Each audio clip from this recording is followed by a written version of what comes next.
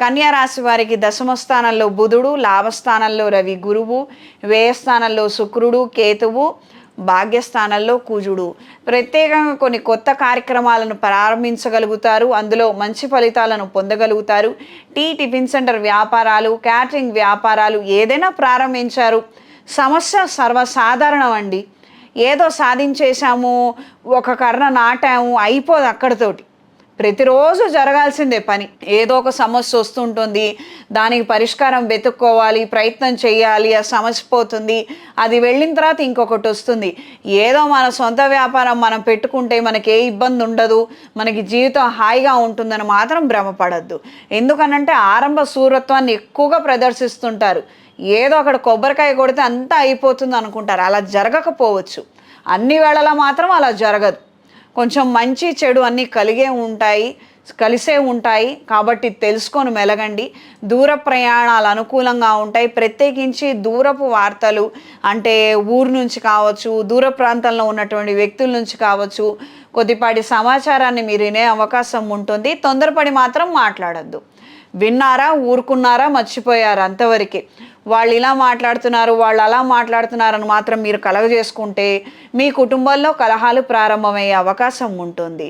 ఈ విషయాలలో అప్రమత్తంగా ఉండండి.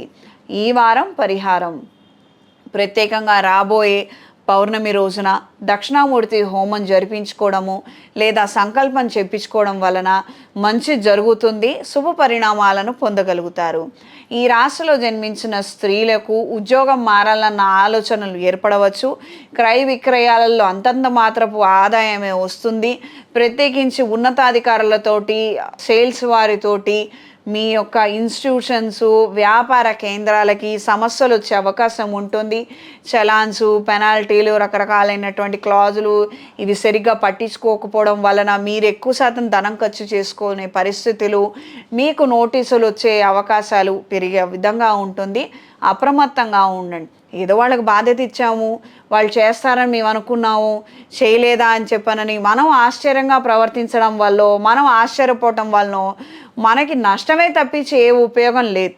ఎవరు ఏం చేస్తున్నారు, వాళ్ళకి ఇచ్చిన పనులు చేస్తున్నారా లేదా 1కి 4 సార్లు క్రాస్ చెక్ చేసుకోండి.